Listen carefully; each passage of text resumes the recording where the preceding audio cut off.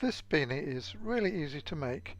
The brim is a back loop only single crochet rib, and the main body of the beanie is made using Tunisian full stitch, and the reduction at the top of the beanie is made using Tunisian crochet simple stitch. Here is the yarn I used, double knitting King Cole Glitz.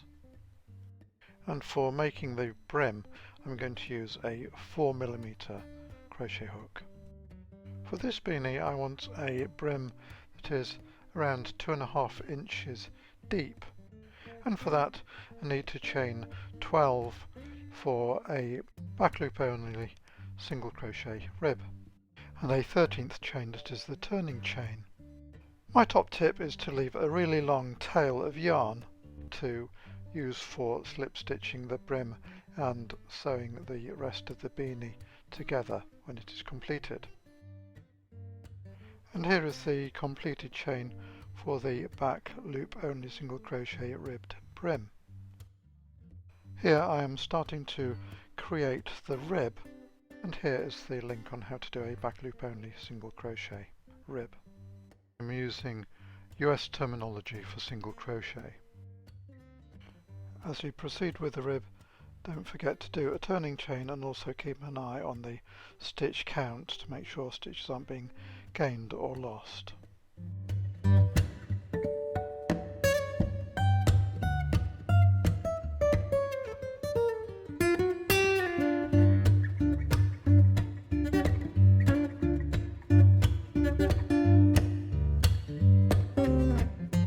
I have now crocheted 100 rows of rib,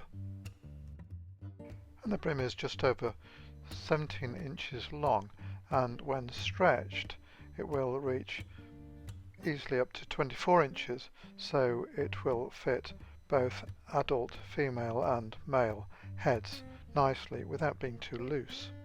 So now the rib is long enough, it is time to create the Tunisian crochet foundation row, and for that I'm using a 14-inch long 6mm Tunisian crochet hook, and make sure that the long tail left for sewing together and slip stitching the seams is diagonally opposite to the working yarn and loop when you start the Tunisian crochet foundation row. The link to the video on how to do a Tunisian crochet foundation row on a ribbed brim is above, and in order to keep the brim stretchy it is necessary to pull up 2 loops between each rib.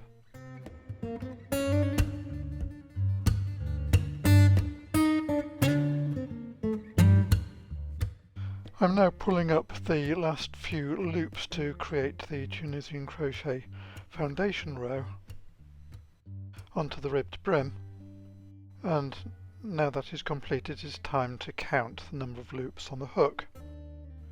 The rib was 100 rows long and I counted 100 loops on the hook.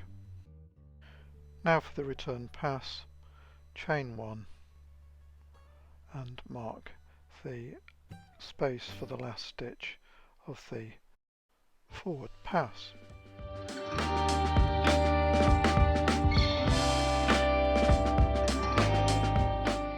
I'm now completing the return pass of the Tunisian crochet foundation row.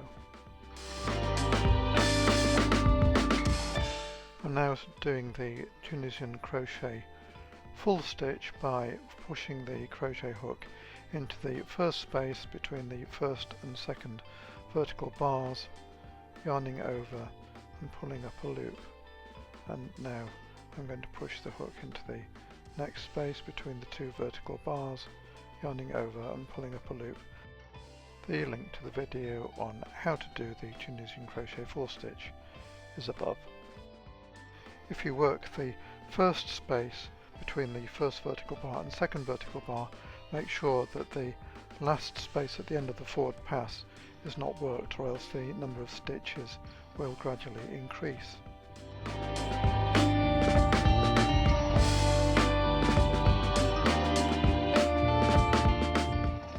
now completed the first row of the forward pass of the full stitch, and it is worth counting the number of stitches at the end of each forward pass to make sure that there is no gain or loss of stitches. That can easily happen with the full stitch.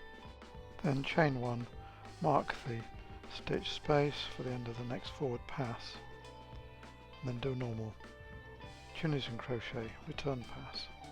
I'm just finishing the return pass here, and for the second forward pass I am going to miss the first space because that is the space that was worked in the previous forward pass, and I'm just going to mark it so that I will remember to work the first space for the next forward pass.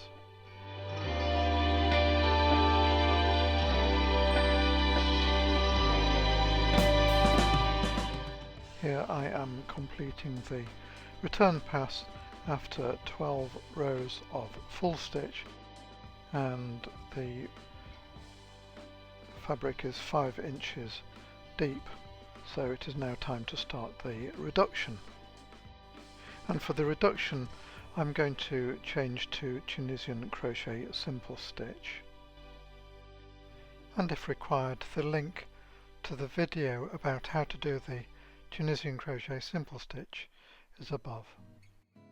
The way I am going to do the reduction is 10 Tunisian crochet simple stitches followed by 2 simple stitches together, and repeat that until the end of the row. So that is 10 simple stitches, 2 together, 10 simple stitches, 2 together, etc. Remembering that the loop already on the hook at the beginning of the forward pass counts as stitch number 1. This is the 8th simple stitch, 9th simple stitch, 10th simple stitch. Insert the hook under the next 2 vertical bars. Bring up a loop pulling through both vertical bars. And that is the first reduction on this row. Continue with 10 simple stitches, then 2 together all the way along the row. This is the end of the first forward pass of simple stitch.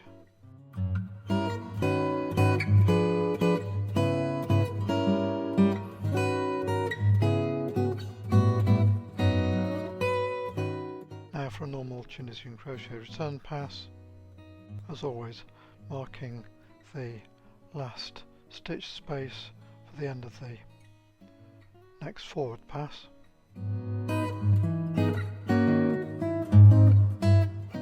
This is the end of the return pass, and the next forward pass will be 1 Tunisian crochet simple stitch into each stitch with no reduction.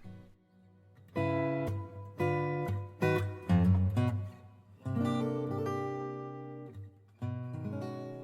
this is the end of that forward pass, with the last stitch going into the marked space.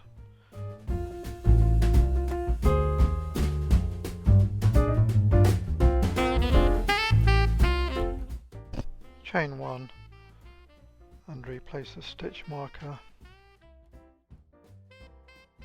and then do a normal return pass.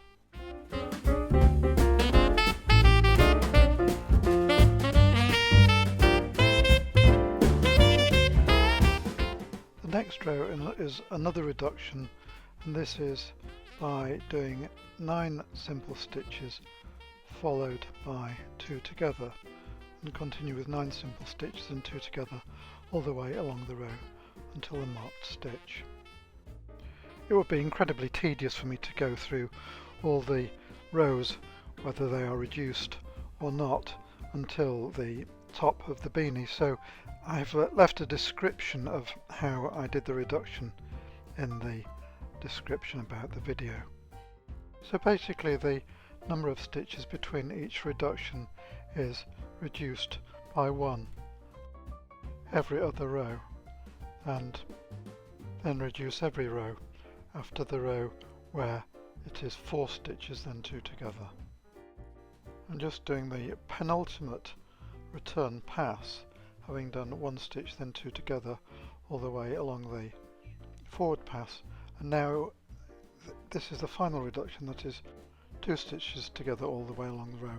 The first stitch is the stitch remaining on the hook from the return pass.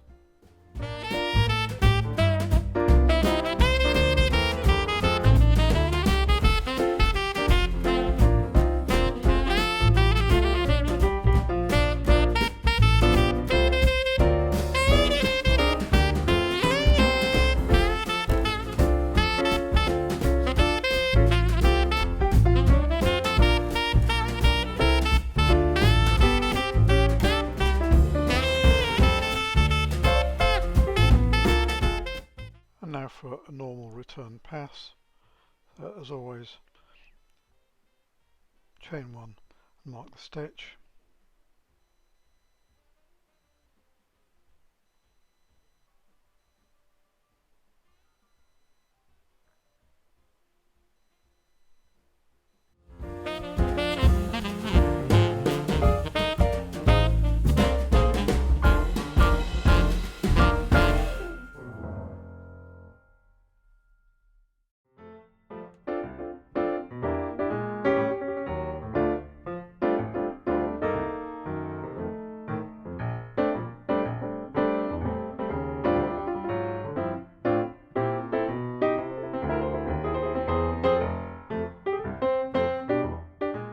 Just before I finish the top of the beanie by slip stitching it, this is an overview of the reduction that was done over 17 rows.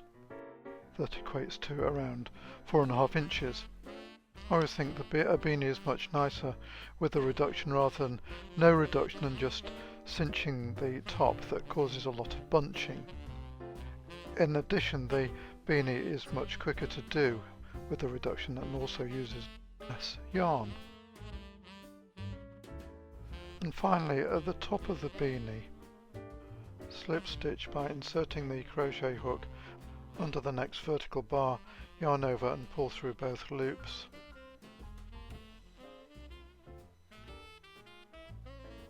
Now insert the hook under the next vertical bar, yarn over, pull through both loops.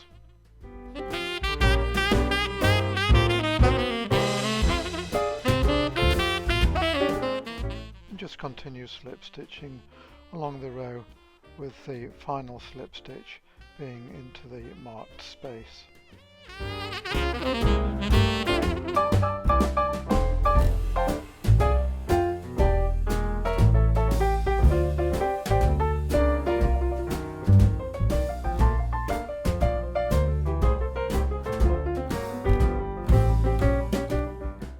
Now I always like to just secure the loop before cutting the yarn to check that everything is okay. And you can see that the reduction has allowed the beanie to become shaped nicely without any unsightly bunching at the top.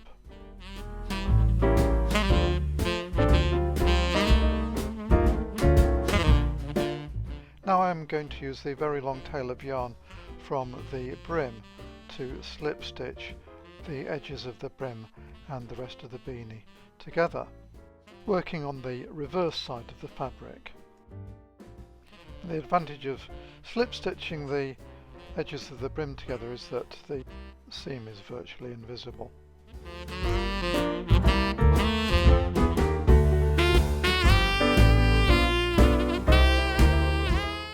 And because the tail was so long, I should have enough yarn to slip stitch both edges of the rest of the beanie together until virtually the top. When the edges have been slip stitched or sewn together, it is then time to cinch the top. And the top of the beanie is closed by weaving in and out of the stitches around the hole with a large wide-eyed needle.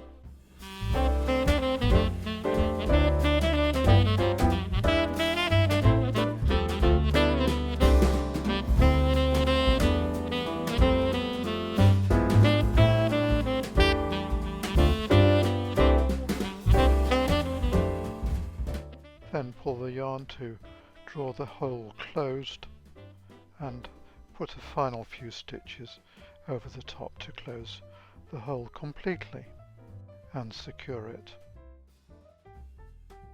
And here it is, a nice, comfy, stretchy, festive beanie.